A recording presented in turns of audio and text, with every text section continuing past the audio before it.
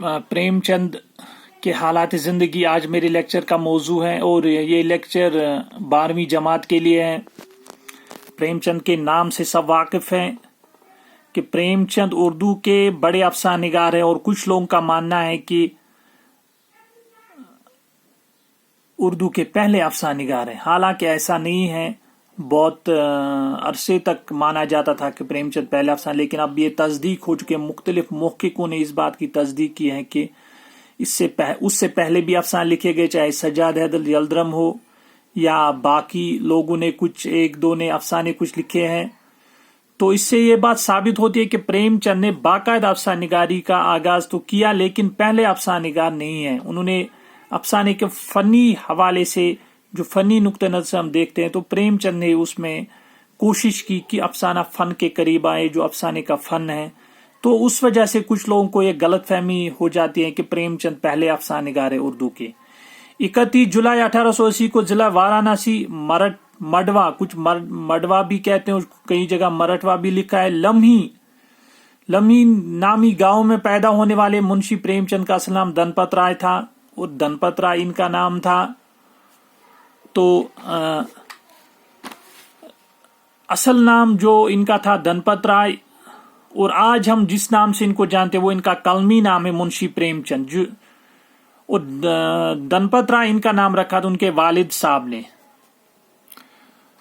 اور یہ بات یہاں پہ کہنے کی ہے کہ نواب رائے بھی ان کو گھر میں کہا جاتا تھا پیار سے، اور نواب رائے کے نام سے بھی انہوں نے کچھ تخلیقات پبلش کی، اور بعد میں جب ضبط ہوئے تو انہوں نے نام تبدیل کیا۔ اور پریم چند کب ان کا نام پڑا؟ پریم چند دراصل یہ مستند اگر آپ پڑھیں گے کسی کتاب سے تو کئی جگہوں پہ شاید لکھا ہوگا گھر میں رکھا، لیکن انہوں نے پھر یہ تخلص، یہ کلمی نام، تخلص تو نہیں کہہ سکتے لیکن کلمی نام رکھا جب ان کی کتاب میں ضبط ہوئی، یا حکومت کی طرف سے عتاب گرا ان پر، یا ان کو کچھ مشکلات پیش آئی، تو تب انہوں نے پریم چند کا کلمی نام اختیار کیا۔ درس و تدریس، آپ نے ابتدائی تعلیم لائل پور کے ایک مولوی سے حاصل کی۔ اس وقت مولوی ہی پڑھاتے تھے، یا کچھ ہی لوگ کسی علاقے میں پڑھنے والے ہوتے ان میں مولوی بھی تھے، تو وہی پڑھاتے، جہاں منشی پریم چند اردو اور فارسی زبان کے رموز سیکھنے اور ادب سے شناسائی حاصل کی، تو سیکھے وہاں پہ انہوں نے اردو اور فارسی زبان سیکھی، اور 1895 میں گورکھپور سے مڈل کا امتحان پاس کیا۔ پھر گورکھپور سے مڈل کا امتحان پاس کیا، اور بعد میں معلم کی حیثیت سے ملازمت اختیار کی۔ پھر یہ معلم وہیں پہ پڑھانے لگے کہیں، اور 18 روپے ماہوار تنخواہ لیا کرتے تھے۔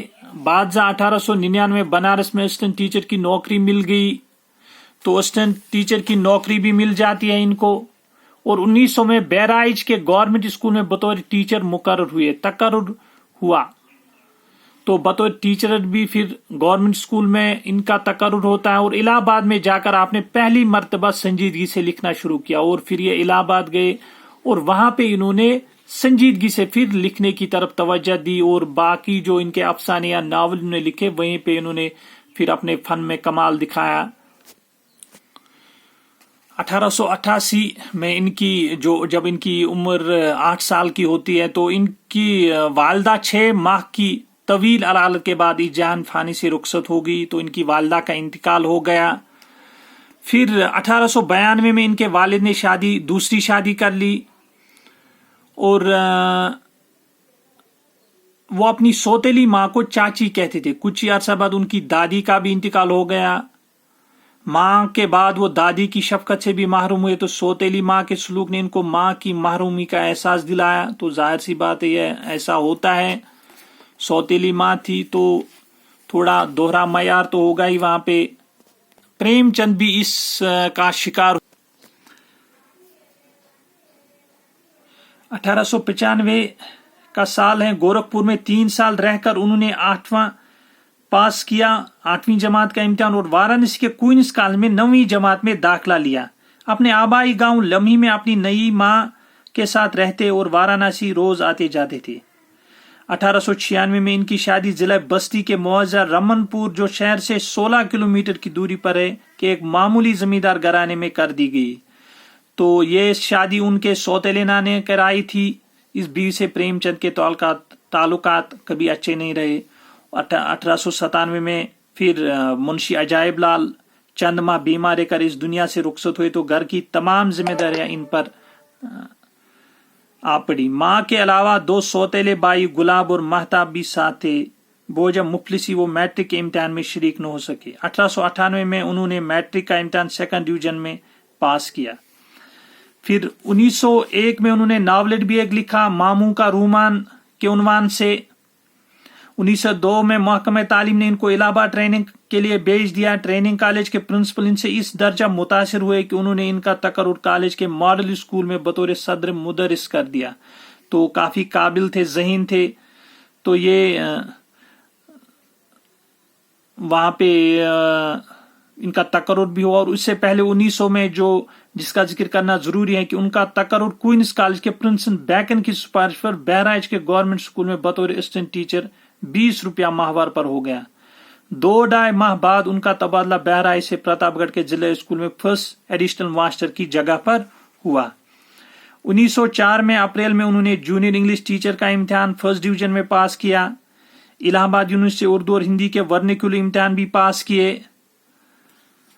और फिर 1919 में BA किया और फरवरी 1920 में अदम ताउन की तहरीक के सिलसिले में मुलाजमत से अलहदा हुए और लखनऊ में पहली मरतबा अंजुमन तरक्की पसंद मुसन्निफीन की सदारत की। तो ये प्रेमचंद का जो सफर है, यहाँ पे उन्होंने जो इनकी जिंदगी मुख्तसर खाका है ये। तो उसके बाद उन्होंने बहुत सारी जो नावल या अफसाने लिखे और प्रेमचंद का जो इन्होंने कलमी नाम भी इख्तियार किया, उस पर भी बात होगी या कब किया वो आने वाले लेक्चर में उस पे बात होगी। अभी ये फिलहाल प्रेमचंद के हालात जिंदगी की मुख्तसर रोशनी उस पे थी कि कहाँ से इम्तिहान पास किया और उनके वालिद के मुतलिक या घर के मुतलिक जो उनकी अज़दवाजी जिंदगी है। तो ये मुख्तसर सी रोशनी थी उस पर। आने वाले लेक्चर में इंशाल्लाह प्रेमचंद की अदबी जिंदगी के हवाले से बात होगी। शुक्रिया।